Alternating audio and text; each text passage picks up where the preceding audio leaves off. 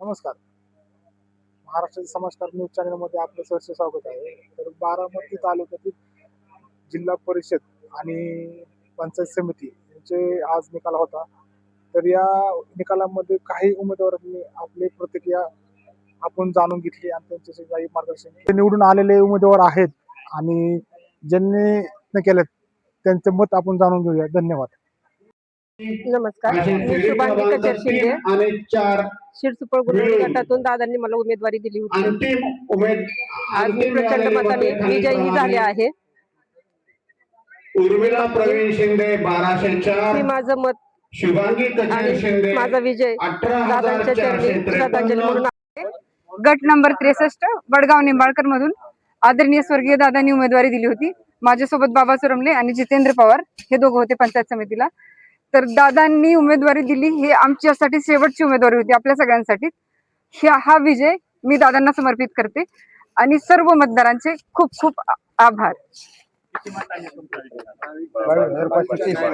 22,572 मतांनी मतदार राजाने आम्हाला दिले आणि दादांना मतदारांच्याकडून हीच खरी श्रद्धांजली.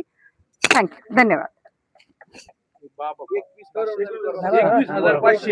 बाबा चोरमले मोरगाव पंचायत समिती गणातून आदरणीय दादांनी मला त्या ठिकाणी पंचायत समितीची उमेदवार दिलेली होती.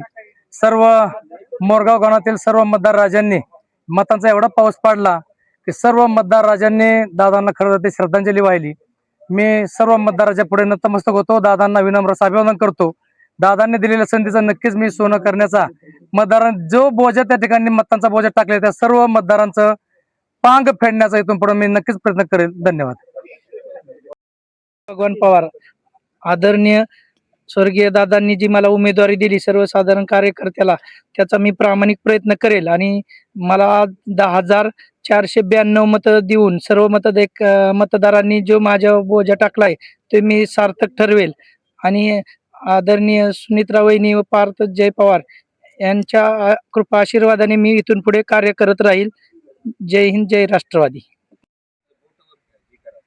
एकच वादा अजितदादा, एकच वादा अजितदादा, एकच वादा अजितदादा. राष्ट्रवादी काँग्रेस पक्षाचा विजय हो, राष्ट्रवादी काँग्रेस पक्षाचा विजय हो. धन्यवाद.